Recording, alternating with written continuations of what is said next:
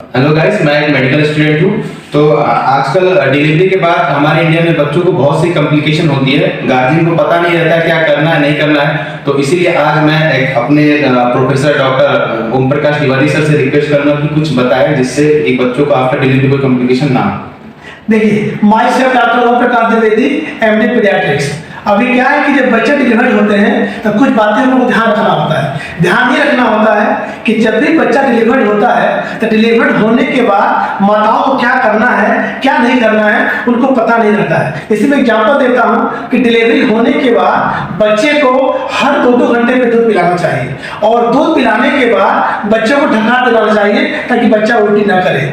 और बच्चे को जब भी हम दूध पिलाते हैं बच्चा सुपाइन पोजीशन में नहीं होना चाहिए। जो बच्चे का जो डायरेक्शन है हेड हमेशा ऊपर की तरफ होना चाहिए और दूध पिलाने के बाद बच्चों को ढका दिलाना चाहिए, जो कि मेडिकल भाषा में उसको हम बर्पिंग बोलते हैं। क्योंकि ढका नहीं दिलाने से हम देखते हैं कि बच्चे बार बार उल्टी करते रहते हैं। तो ढका दिलाने के बाद जो बच्चे हैं कंटिन्यूस उल्टी नहीं करेंगे।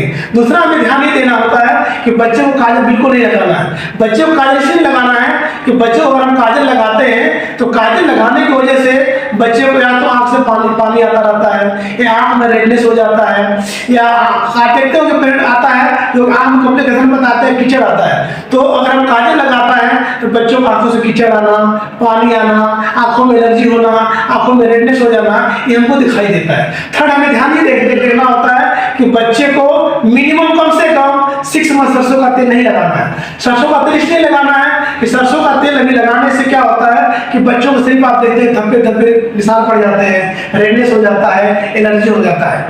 फोर्थ, हमें ये ध्यान देना है कि बच्चे को सुबह कम से कम 10 से 20 मिनट तक बच्चे को हमें धूप दिखाना चाहिए। धूप ऐसे दिखाना चाहिए कि 70 से 80% बच्चों को जॉन्डिस होने की पॉसिबिलिटी रहती है। तो हमें ये ध्यान देना है कि बच्चे का आंख येलो तो नहीं हो रहा है, यूरिन येलो तो नहीं आ रहा है, बॉडी येलो तो नहीं हो रहा है। ये सब कॉम्प्लिकेशन जनरली आता है। तो हमें रेगुलर डे बाई डे बच्चों को कम से कम ध्यान रखना चाहिए। थैंक यू सर, बता दीजिए।